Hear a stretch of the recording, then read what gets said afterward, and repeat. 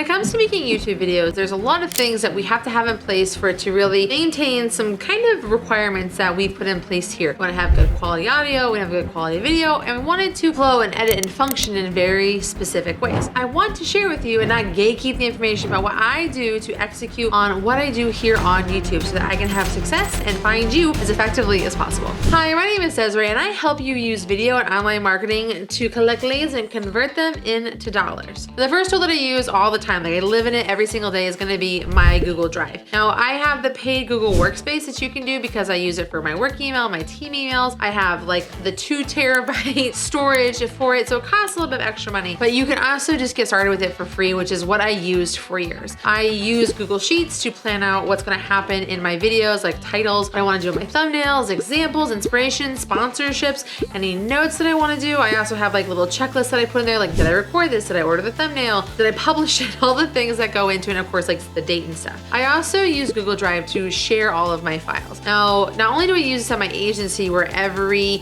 client gets a folder so that we can share files back and forth like images and videos, but I also have a folder that I use to share my YouTube videos. I'm recording these raw files and I use them to send to the editing service that I use to put these videos together. So having Google Drive is like an essential way for me to stay organized and also share content very easily back and forth with my customers, back and forth with my editor, back and forth with my team, and just to have for myself in case anything goes wrong. I have gone so far as like even put like any presentations that I am doing up on my Google Drive if I'm going to be speaking somewhere, just in case like they don't get it and my USB drive fails or whatever it is. Like I do not want to be caught without it. So I can access Google Drive anywhere that I am. Now the next thing I'm going to be using when we're going through like the whole process of like tools and things to make the videos work best, I'm actually going to be using VidIQ. Now VidIQ is a extension to your Google Chrome that allows for you to use data to dictate what content you should make. Now I use VidIQ very exclusively for some very key features. One, I'm able to track my competitors. I can see like what content is that they're creating, what keywords are they using, what sort of content could I make that could piggyback off of theirs that has been successful working in the past. I love that I can see like what their data is, what the information is right inside of their videos, as well as in the VidIQ home feed. I also use VidIQ for figuring out like what are the right keywords I should be using to dictate my titles. Now a lot of my titles I use are trying to like get attention through browse, but I also want to support these with like a blog on my website. I will use the keyword tool on VidIQ so I can create a very search-friendly title for things I'm trying to get found very specifically. It's going to give me things like the rating, like where I go to place, associated content, and just works really nicely for giving me that data to support what I'm trying to create and help me make it better. I also really love the AI title generator. Now the title generator allows for me to like be stumped about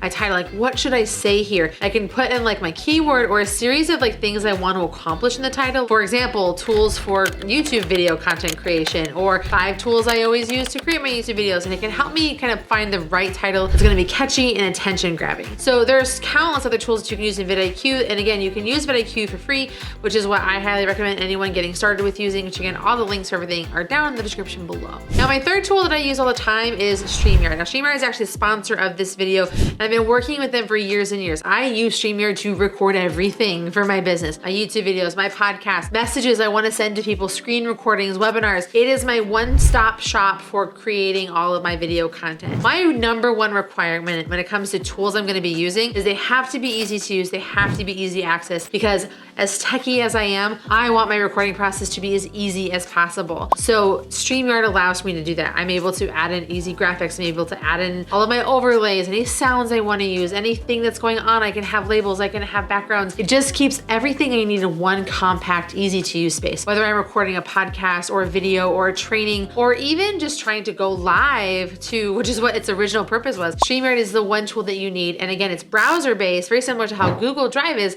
so you can access your content, your files anywhere that you are. You can go live anywhere. You don't need a high bandwidth. It's easy to share with other people. You can invite people on. All of the barriers to entry with StreamYard are very easy. So I love it because it makes recording easy and it holds everything very easily. It's a recording studio in your browser, and I think that it's the best tool anyone can use. As a bonus, what's really great about StreamYard is not only do you have all your files collected in one place for whatever it is you're doing. You can also then like repurpose them to other places easily. You can take your long form content like from your lives or your videos, and you can trim them down into Instagram Reels or TikTok videos or YouTube Shorts, and then publish them through the tool just by segmenting out what you're doing. And it just makes it, again, just really easy to do all of the video things that you wanted to do. Now, I don't know if this is cheating or not, but I think that it is important, and it is not so much a tool as a service. I use custom thumbnails to create my thumbnails. When I say thumbnails is a very specific art, science, design situation, I am not kidding. I actually have a background in multimedia art and animation. Like, I went to college for this. I've been studying art since high school. I graduated from high school in 2003. I started in 2001. So that's like a long time, like 20 something years since I've been doing this. And graphic design with thumbnails is so hard for me to wrap my head around. I know what I want it to look like. I know what other people are doing wrong.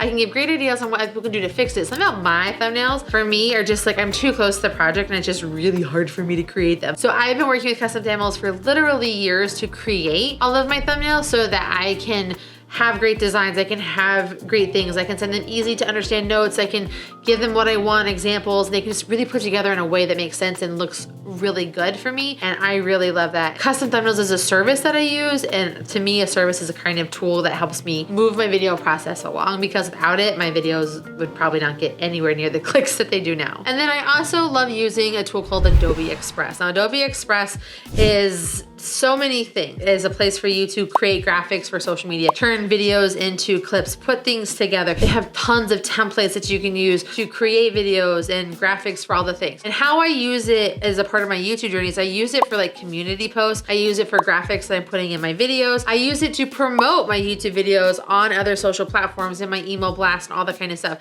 So Adobe is a part of that process. I've also used it from time to time for creating thumbnails when I'm on the fly and things like that. It's just this all-inclusive tool that gives you everything with the power of the Adobe brand behind it. And you're talking like over 1.2 million stock photos. You're talking about over 30,000 fonts. Like, there's so much power in it. And it's a really wonderful and easy to use tool on the desktop and also on mobile. I have been fortunate not to have any problems with it.